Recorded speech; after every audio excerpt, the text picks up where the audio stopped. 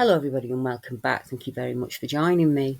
Today, I am sharing with you what I believe is a standout interview with a member of the British public, David Robinson, who has seen the British Bigfoot. He's had some incredible evidence captures over the years, and I'm going to share those with you today, along with an interview with myself and David at the site and some strange audio captures that he got. Now, I've been in contact with David for several years now.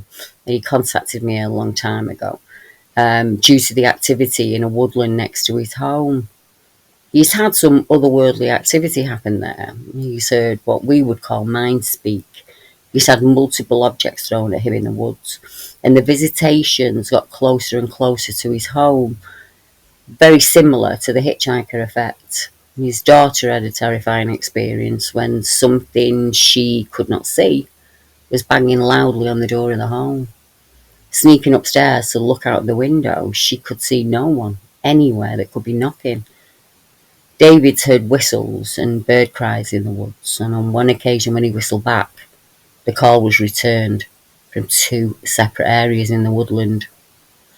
Over the years, he had done his best to document his unusual experience in this woodland, but it has a way of interfering or stopping your tech. It affects audio, visual, photographic, and video equipment, and I found that out for myself. On a couple of occasions, David's phone has been completely fried.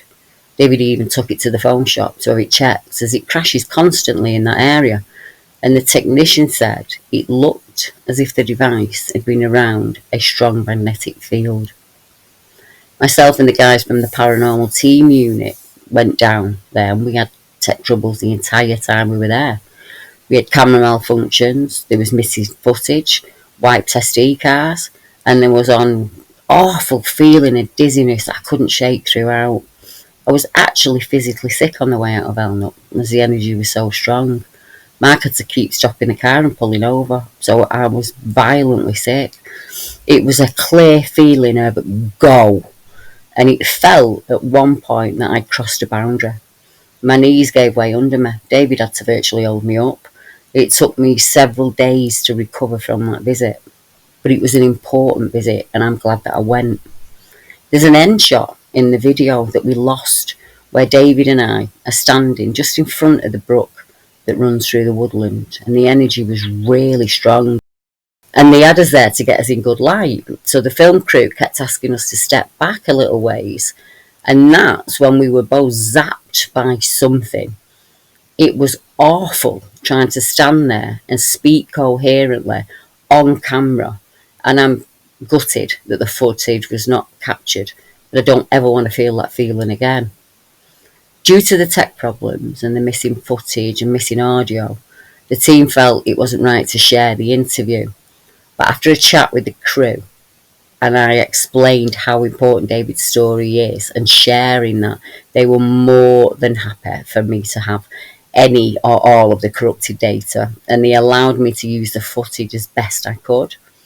So I have compiled it as best that I can, so I can show you the interview that took place that day.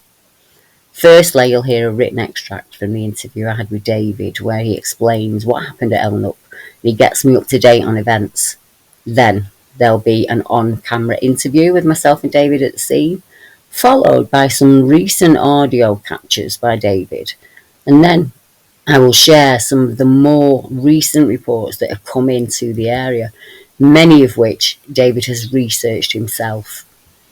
I'm just going to read out an extract of a conversation that I had with David when he first got in touch with me, and he said, "I wanted to chat with you, Deb, about a number of anomalies I've found in a wood I've walked in since 2015. It's woodland on old mining land, and I know that the US Sasquatch and other beings are said to use mine tunnels to move around. I know of your experience at Bewlil, and it fits that pattern, Deb. And over the last 5 years, I've noticed and had some really strange experiences after visiting Elnut Woods in Wigan. A lot of the land there is green belt, stock ponds, streams and brooks, ample food sources, which I know is ideal habitat. I've been watching and listening to your accounts of the paranormal events for some years now, and many of the events you share have certain details that stand out. I've been documenting the same anomalies in a nearby woodland called Elnut Wood. Now, this site is on a disused coal mine. The incident I'd like to inform you about started in spring of 2021. I've had lots to tell you, but today I want to share what happened in July of 2022. Please don't think I'm making this up. I'm not looking for attention. I've been experiencing weird stuff since I was 4 years of age. I'm 50 now. But dealing with this alone is getting to be too much. That's why I've reached out to the paranormal group. But to be honest, I felt ignored and not believed. I'm ex-army. I spend many hours out in the nature, and the woodlands are where I feel at home. I understand the rhythm of the woods. In towns, I feel like a different person. I've been walking in Elnut Wood since 2015, and I started to see weird structures that I hadn't seen anything like before. I work at night, so really early in the morning I'd walk my dogs in the woods, and I started to find these structures made from broken branches, and some of the branches were quite thick in diameter, and they were always broken, had no tool marks, no footprints in the soft mud around them. I saw no evidence of a campfire or human debris anywhere. In fact, I didn't see anything that looked human-made at all. Some of these structures would vanish or appear almost overnight. I've also heard a strange call on 9 occasions that I was out there. Somehow I was shouted at by a disembodied voice that said the word yod. A simple internet search revealed this word is from an ancient language meaning go or went. The voice was really deep and gravelly. I've also had a stone or something thrown at me at the time. I heard the stone land in front of me, but I couldn't locate it. I realised that this might have been a cue for me to leave, which I did. I remember it was the 19th of July 2022, but I first noticed the changes in the spring of 2020. Due to my night job, I'm often out about 2, 3 a.m. It's usually beautiful out in the woods, and you see the wildlife as it moves through. And it's much cooler during the night. I never see any people. They're usually all tucked up in bed. Elnut Woods has 2 mine shafts within it, and sometimes when I'm there, I get a strange feeling in my chest, like I know something's around.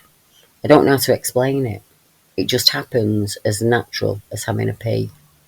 Now there's also a waterfall, known as the Fairy Beck, out in the middle in waist-deep freezing water, was a deliberate pile of stacked stones. They would most often be in a pyramid stack that would change, and you'd have to be lacking some senses to wade out into there to build a rock stack. It's filled with rocks and old stumps and some old mining equipment. In February 2022, I found a structure that had not been there in the morning. It was made of sticks and twigs in the shape of half a lemon. It was big enough for me to walk inside there. I took a series of photos of it, and some of them came out really strange. It was almost like something had blurred the images somehow. Over the years, I've noticed that my phone can be affected in this area, so I now carry 2 phones. I charge them before I go, and on some occasions the batteries drain. Even the spare battery packs will drain. The year before, in Feb of 2021, I was with the dogs in the woods, and I heard a strange, tawny owl call. I'm an ornithologist, so I recognised bird sounds and habits. This sounded like someone trying to sound like an owl. There was a short series of whistles that were answered from 2 parts of the wood. I noticed the dog reacting. One of them went on point, and I thought it was best to leave. So that's what I did. And on the back of that incident, I did notice a change in my dogs. I always let them out for a week as soon as I'm in from work in the early hours of the morning.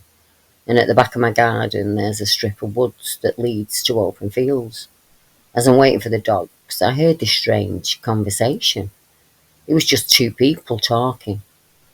One was a male, deep voice, and the other voice, possibly that of a female or something younger, but it was not a language that I recognised. You could tell it was words and a conversation, but I couldn't tell you what they were saying.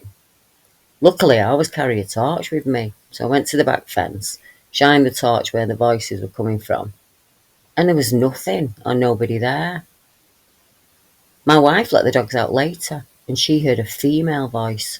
She went and looked across the fence and she couldn't see anything. And then in March, we had a lot of bad weather and heavy rain. I was out following the deer tracks and I saw one small footprint, a bare footprint, and that was really strange. I took my photo out to take a picture, and something told me strongly not to do that. It was a strong urge, so I took note of it. I put my phone away. The big toe on this print was at a strange angle, and it looked, for all it was human, you could tell that it wasn't. It was just that one soft print in the mud. Now, many of the things David is sharing with us are known in the cryptid community. The sound of voices that isn't a language you understand. The feeling of knowing you're suddenly no longer alone in an area, or you suddenly need to leave. A quiet walk with the dogs can become a horrible experience as you're pelted with stones, or you find yourself lost in an area you know well.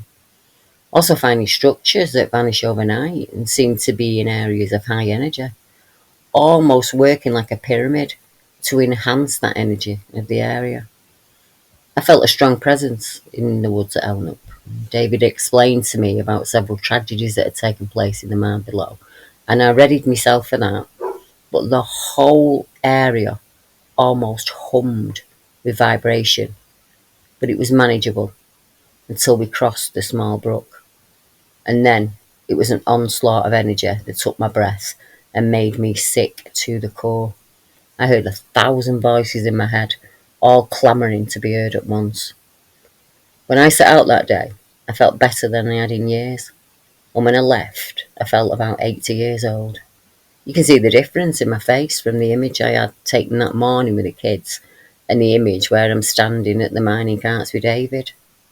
Elnup is also very hard to walk, so I could only stay on the one path in. And after the visit, I was glad about that.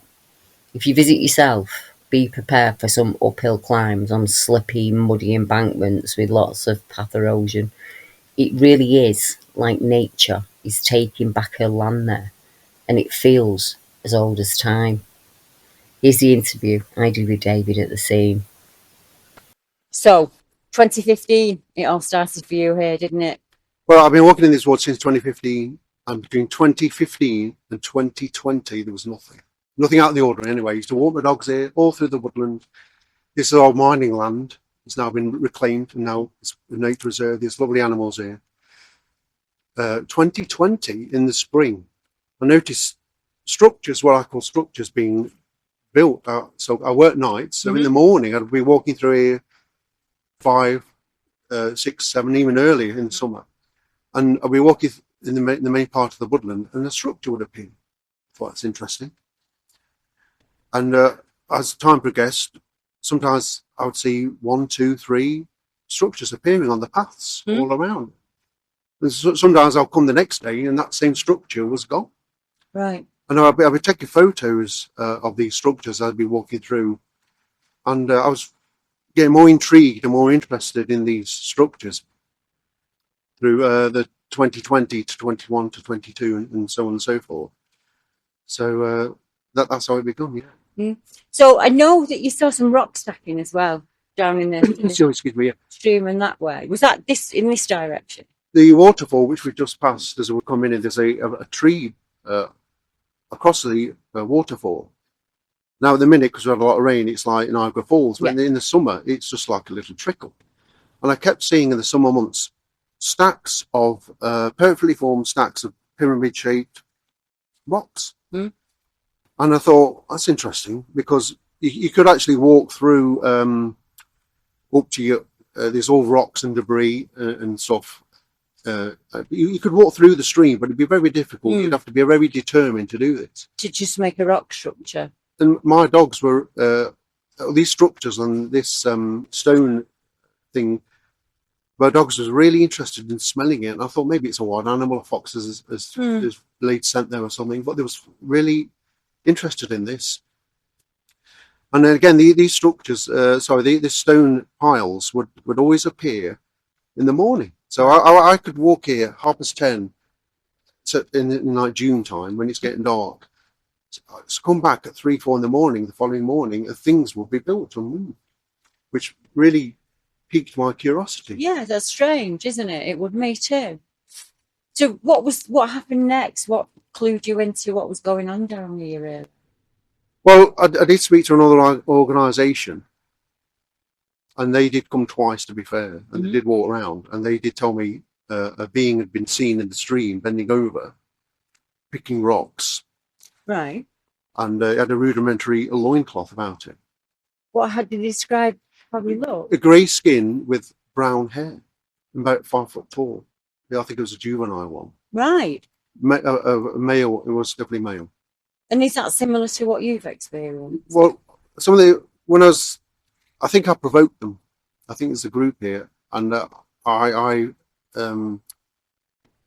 heard them when I come home and from work in the early hours of the morning. I let my dogs out for a wee, and I heard what sounded to my ears a male and a female voices talking. Now, it was a really rapid language, and I couldn't detect what sort of language it was. It wasn't German, it wasn't Japanese or anything like that. And these two participants would talk over each other simultaneously. Right. So I always carry a torch in my pocket, and so I went up to the garden gate, and we've got a tree line at the back of our garden. Put my torch on and scan, and there was nothing I could see. And it was in October, so the vegetation was down. But my dogs, they stopped, and one of my dogs froze, and he lifted his paw up, and that means there's something very, very disturbing and interesting. He's on point. He doesn't normally do that. When he sees deer, he will do that, and he lets me know there's something very interesting that he's found, and that he alerts me to that. And he picked up on that, and that's quite close to home. That was in my back garden, and now my wife heard it. She heard what she said she sounded like a female voice talking in the garden, and she didn't let any. She couldn't see anybody. After that, me and my wife just went to my father-in-law and mother-in-law's house, which is a short distance away. We left the daughter at home. She's 16, so she was all right. She rang us, absolutely terrified, saying there's somebody trying to get in the house. Oh. She heard banging, slapping on the wall. Our bathroom looks down onto the door. She heard rapping on the knocker and couldn't see anybody. She was absolutely terrified. Now, we got there within minutes later. I always put padlocks all around the gate and secure the location. The padlocks were secure, and nothing was disturbed. So the slapping and banging on the house. Rapping on the knocker. And that came after you feel like you kind of... Do you think you intruded a little bit? I think I pushed the envelope big time.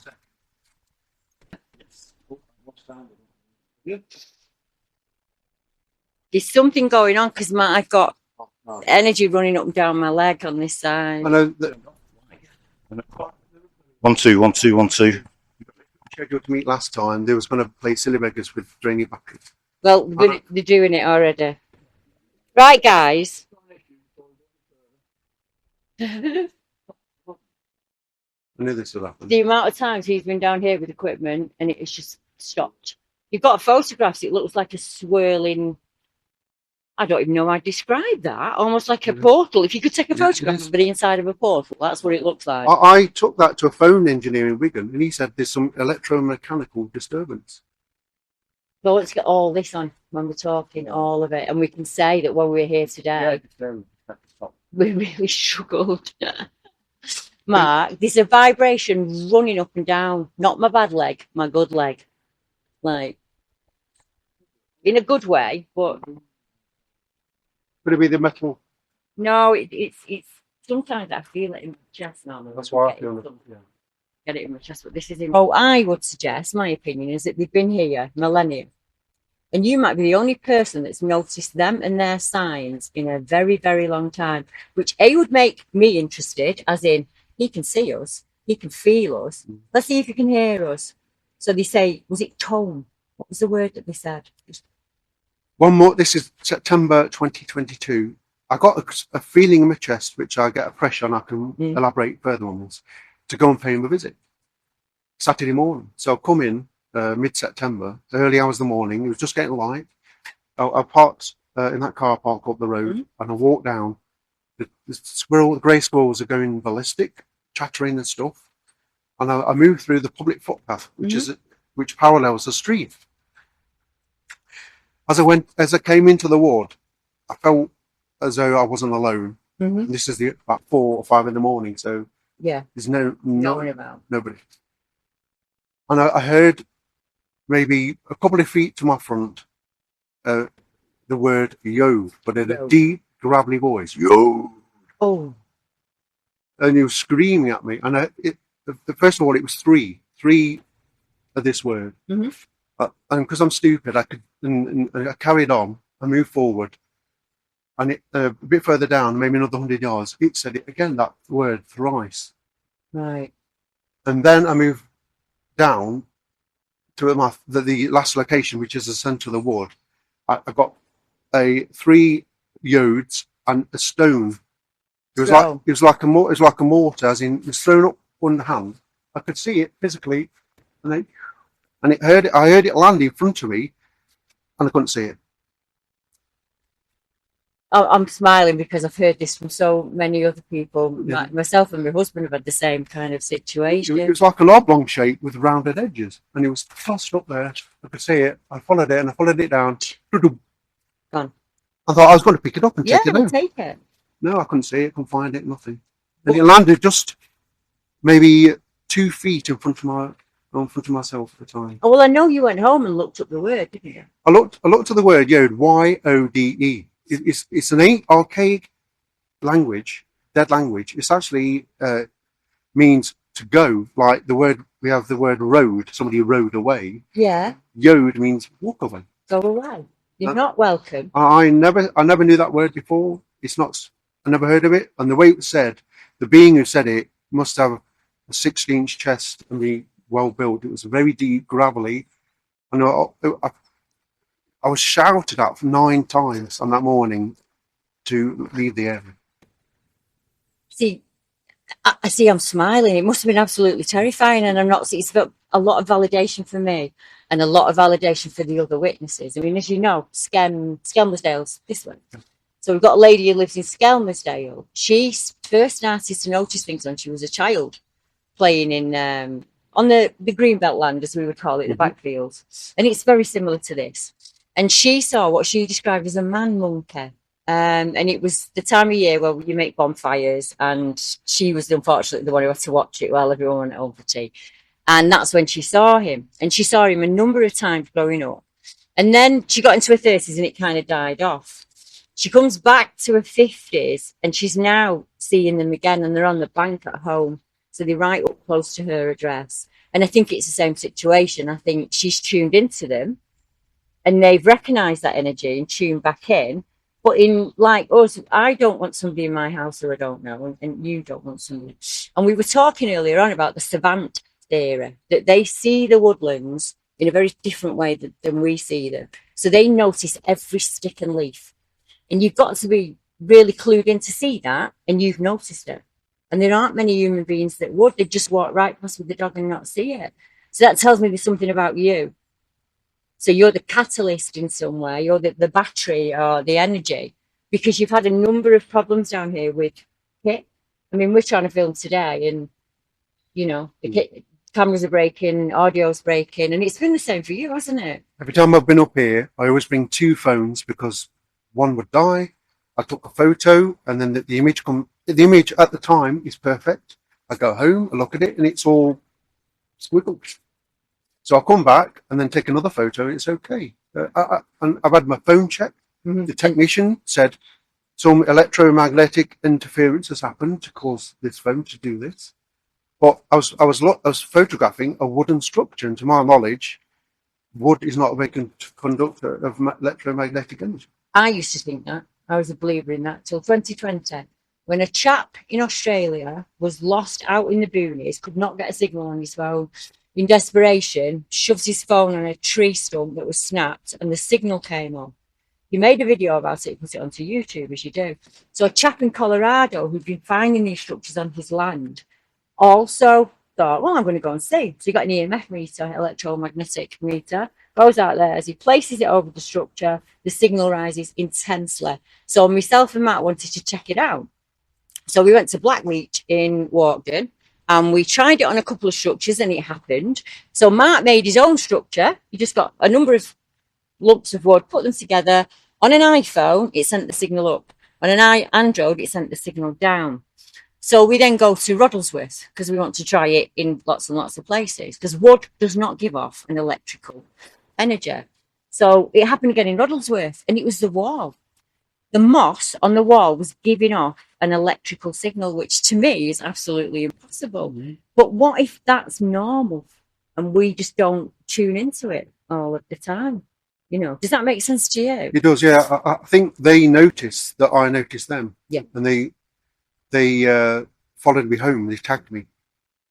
And now that event really affected me so much. I wasn't really into chakras and all this, but my heart chakra was spinning out counterclockwise, and it was making me really, really ill. Yeah.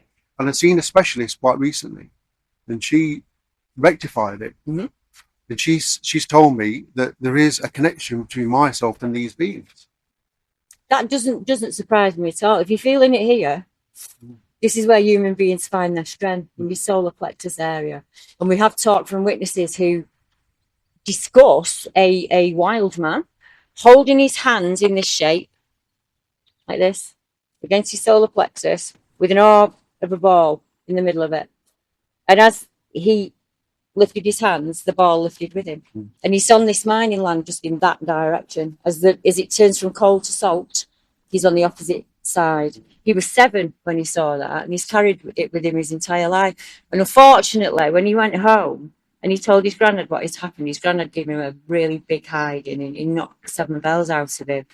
And he said the next morning when he got up, the farmer from the field was at granddad's house, and they were talking about this being, and now they were going to go down there and shoot it and get rid of it. And obviously that's kind of stayed with him. And I asked him if he'd had any other experiences, maybe with UFOs or the paranormal, and he did. And I think that's the same for you, isn't it? It just the word we have in English the word gut feeling. Yes. The word gut comes from the German word Gott. Gut, yeah. Where the divine is telling us something. When I've been in this wood and elsewhere, I have a pressure. It's like a paving slab on my chest. And sometimes it's directional. So I'm walking through the woods. I feel a pressure to my right. I go to the right where I don't normally go. And lo and behold, there's a structure or something waiting for me, or a cross, or a branch has been bent over and rammed into the ground. Yeah, yeah. I've seen those arches. I've seen them intricately pinned in ways that you just couldn't imagine. But when you try explaining that to somebody who's not into the subject, they think, oh, it's just a bit of weather. Or when you walk the woodlands, you understand a tree break, don't you? You understand a tree tipping over because it's top heavy and things like that. We live in that kind of area, don't we? It's a bit insulting, really. And we know the natural signs. You said that the squirrels were alarming. Yeah. Now that tells me there's a predator about. I thought at the time there's a fox or somebody about, or a cat or a feral cat or something. So they was warning me as I was coming in, there was something around, and there wasn't one. I should have listened, but I deliberately provoked them, I think, because I was so interested. Not intentionally, though. My curiosity got the better of me, and I want to know who or what these are, and I think that we're getting to the point of knowing a bit more about them. Because you've had names before, haven't you? That's how it started for me. I mean, I'm just going to be really transparent. For me, it started with writing. I started to get automatic writing when I was asleep. And I'd write these stories down. And there were occasions when I woke up and I was typing on Mark like he was an actual keyboard. And it was all of this information. And it was about the way that the earth had been ruined, how we were given this gift. Oh, we'd poisoned it. You know, we'd done everything and we'd kind of poisoned it. And they'd pulled back from us because of that. But we'd reached the stage now where we were endangering them, not just ourselves. And they have this message out there that this land doesn't just belong to humans. We're just one species of many. And I think they need us to wake up, and as fast as we can to wake up and change what's happening, because we all feel there's a change coming. You don't have to be a medium or a psychic to feel that. We've reached a tipping point, you know. So what do? Do we go home and ignore it? And we just don't do anything and we let all the bad stuff happen? Or do people like me and you come on camera and talk about what's happened to us and say, this is normal for me and you? This is my motivation. Normally, I wouldn't be on camera. I hate my photograph taken. I just hate it. something inside me that has to tell this story because I'm not going to be around forever. Mm-hmm. This story has to be told. There might be other people who's experienced similar things, and that might give them the confidence to come and speak to your good self and then tell their story. I agree. And there might be dog walkers out here, hikers, bushcrafters, horse riders who've had an experience and don't know who to report it to, or, you know, because you didn't in the beginning, I didn't in the beginning. You have to find somebody, don't you, that understands what you're going through. But for validation, this is happening all over the world. No matter who I speak to, no matter what country I'm speaking them to, it's a similar thing. They notice things when they're outside.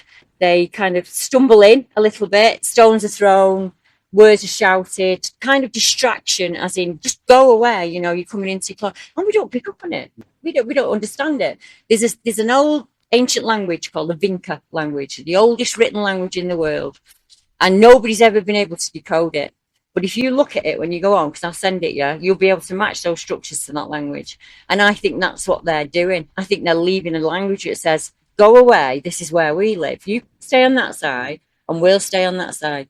Because this is all old mining land. Now, it doesn't matter what you do to land, the essence and the soul of it is still beneath our feet. So when we start to pull the coal out and we're disturbing it, it's like when you move into an old house and you renovate it, activity ramps up. And then we've got you, the catalyst. So you've walked in like an EMF meter and they recognize that they can connect with you, you know? So you stated your boundaries. This is what I'm prepared to put up with. Don't be frightening men, don't be frightening with children. And they've stated theirs. We'll show you where you're allowed to go. But if you get that feeling of no, listen to your gut, to your God, and just back out. It's as simple as that. I've made that mistake so many times. So many times. We're just stumbling in, just curiosity, and that's normal for us, isn't it? So I don't think I don't want you to place any blame or anything like that on the fact that you've probably got a lot of joy from you being able to feel their energy. Yeah. I mean, as a human, I thought we're top predators. That's absolutely ridiculous now. I know we're not. This. I when I had that experience in September, I believed there was juveniles and they didn't want me to hurt them, as any parent would protect their children. Well, most definitely, you would. So I do believe they come to this plane in the summer months to have children. It's safe. It's safe. I mean, my background, January, February, March is when we start to get little footprints, very small footprints. So in the olden days, when you were a human being, it'd be silly to have a baby in winter. So you would time your pregnancy for a time of plenty and good weather. So by the time you get to bad weather, they're 9-10 months old, you can wrap them up and swallow them. And I think it's exactly the same for them. I don't know where they go. And I don't know. The message I got, just on what you're saying, I found a small footprint about a child size 4 over there near the deer tracks in February the 17th. Right. That's when they always come back. Yeah. And I was told to go over there, which I don't normally do. But when I got my phone out to take a photo, I got a massive sense, don't you dare. Yeah. And the footprint was the left foot, and the water was still seeping rising in it. Yeah. So this was seconds before I'd been there. So the same thing happened to me. I told you about Eleanor earlier, didn't I? You've been in the woods and you've got lost basically in a wood, like the back of your hand. And that happened to one of my neighbours. And it was a very similar situation. I went down with my daughter to check it out. And in the swamp, there was a footprint that was filling up with water. And I couldn't get across to follow them. And my daughter followed them and they went right to my back fence. And that terrified me, absolutely terrified me, I'll be honest. The idea that something was watching me from the back of the fence, and we don't live there anymore, luckily, but I didn't like it. I didn't like that at all. So have you got any questions that you would like to ask me? Message, a recent message, and I say message, I don't hear voices in my head, but I feel an energetic source. Quite recently. Sorry, I'm crying, I'm feeling a bit of emotion. There's a being, a male, and he said his name was Manok, Manock. He was in a tree just up there, and I was walking my dogs. I wasn't intending to come into this wood. Yeah. It was about half a mile in that direction. I got a strange sense on my right side to come and pay them a visit. So, okay, I come in, and there was a being up there, and I could see the energy around him was pixelating. And I said, "What are you doing?" I was quite angry. Yeah. I've been ambushed. and he said his name is Manok. Do you want you to know? Now, the Latin version is Magnus, so it is an ancient historical name. Yeah. So it is. Each one of us is connected to one of them. I really believe this. I believe this with everything I've got. And some moments are teaching moments, and other times we just don't take that lesson on, and they will go and they'll come back in your life. But what I want to tell people today is, if you have anything like this at home that scares you, you need to do what you did. You go back to where you found it. You do not cross this boundary. You do not come to my home. You don't scare my children. You don't show yourself to my wives. I'm happy to have this relationship with you, but it's on an equal level.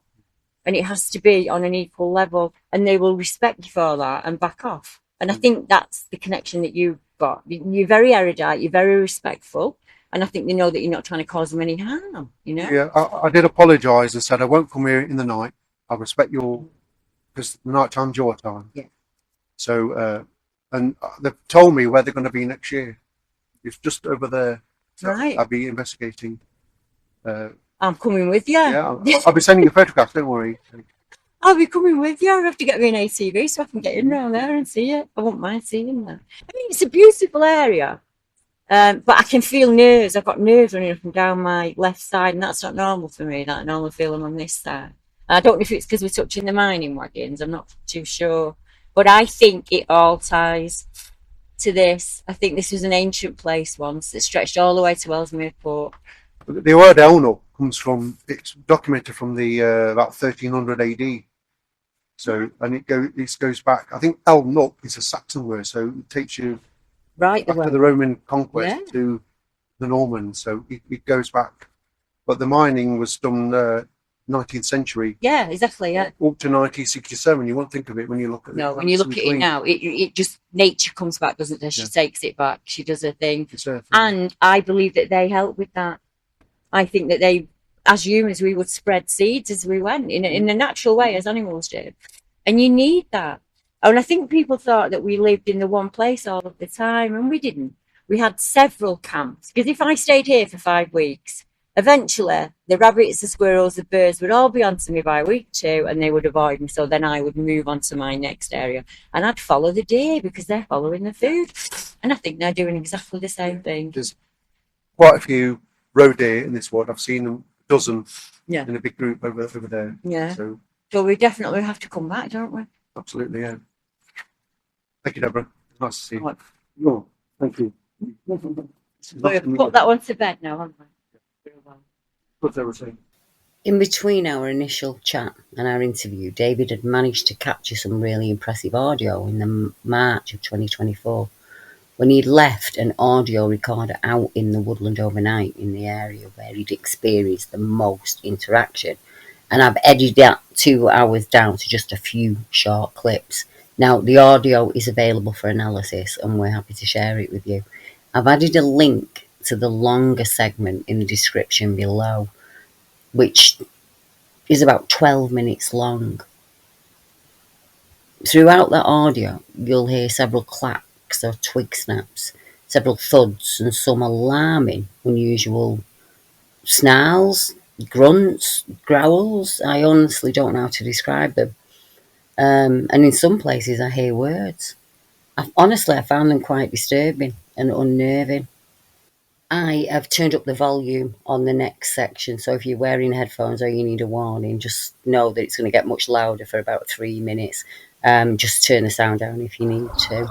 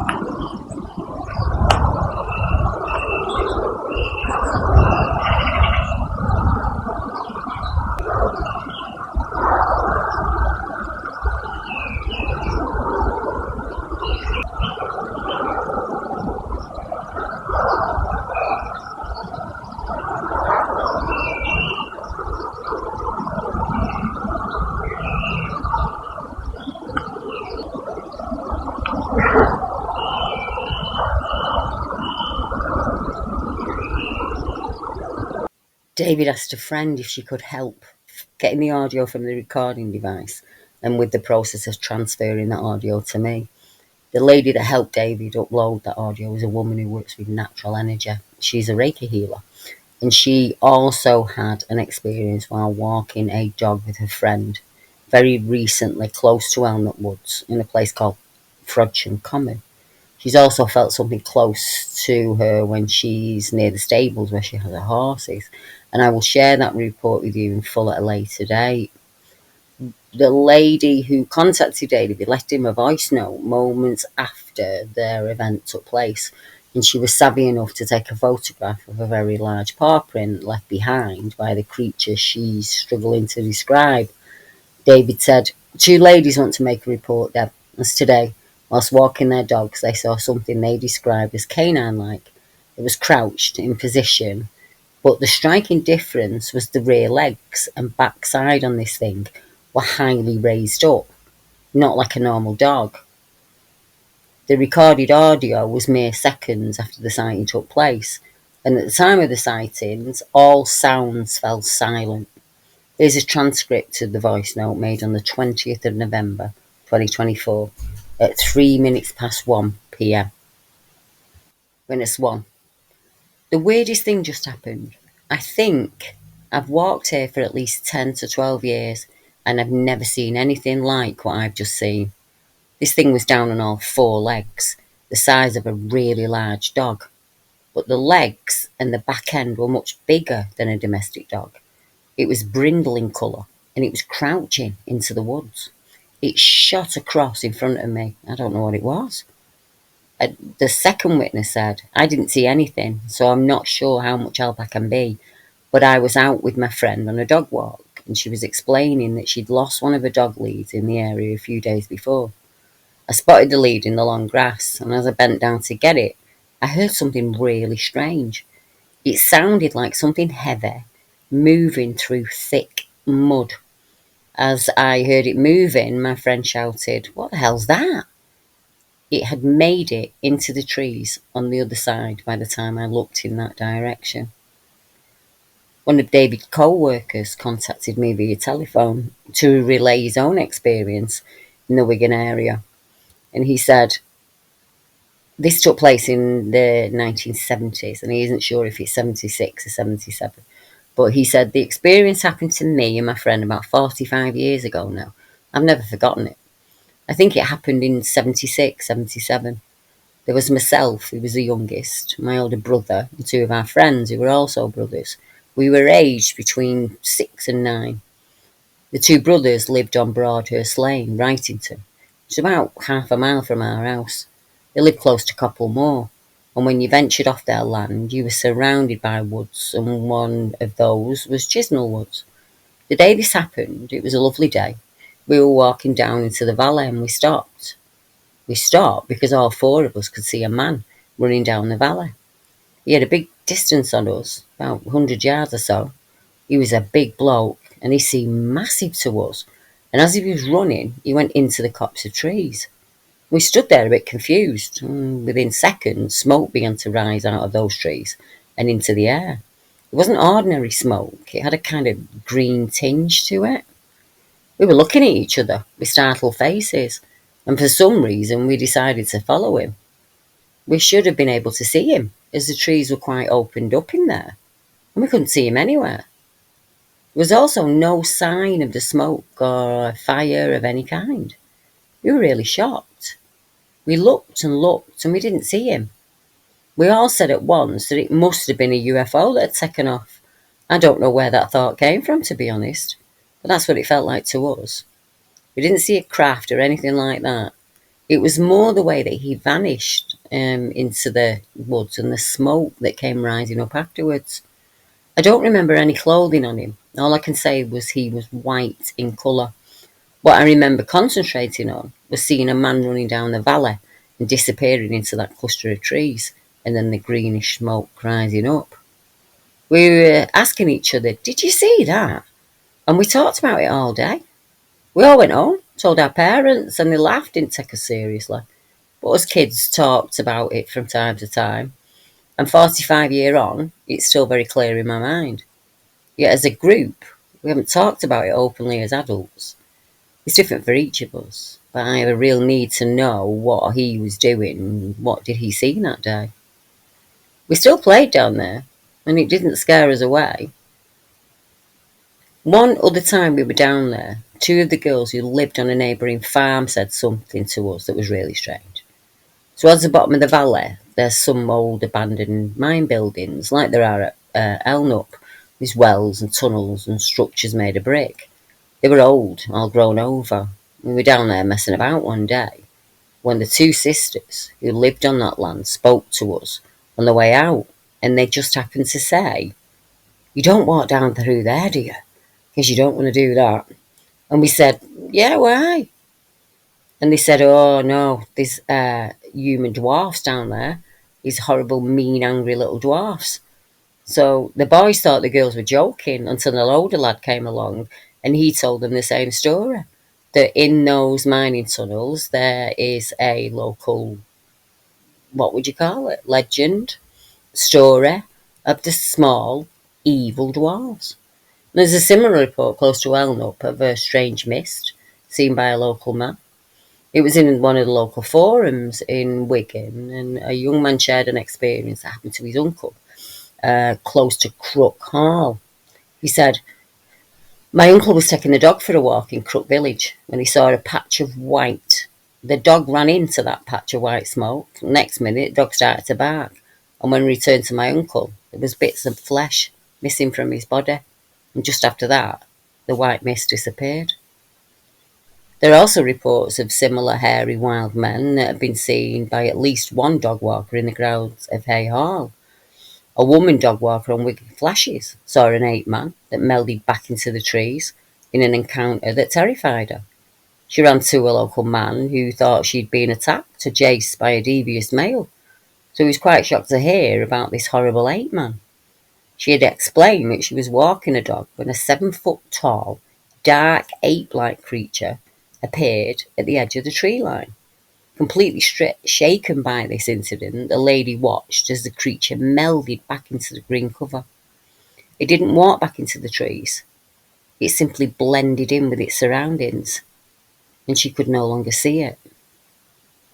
And we can't discount the local tales of Perchman.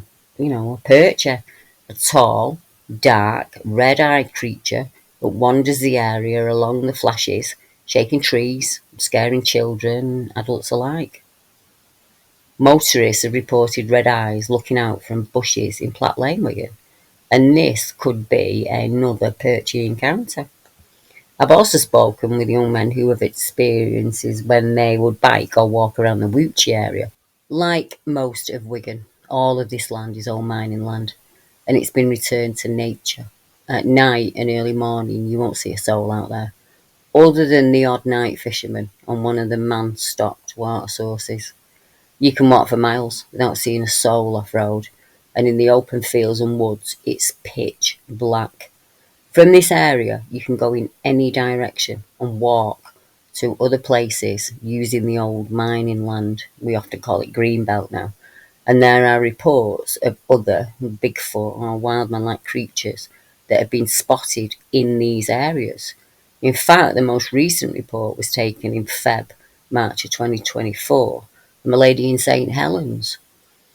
And she saw what she described as a female woodwose. Now, if you think about it, many of David's experiences have taken place around February and March, and that's the time that he found a small footprint. And we usually find that from October, November time to very early spring in the UK, these sight reports dry up. And then around January, February, they start to come in again. And we get lots of photographs taken of small prints that people find.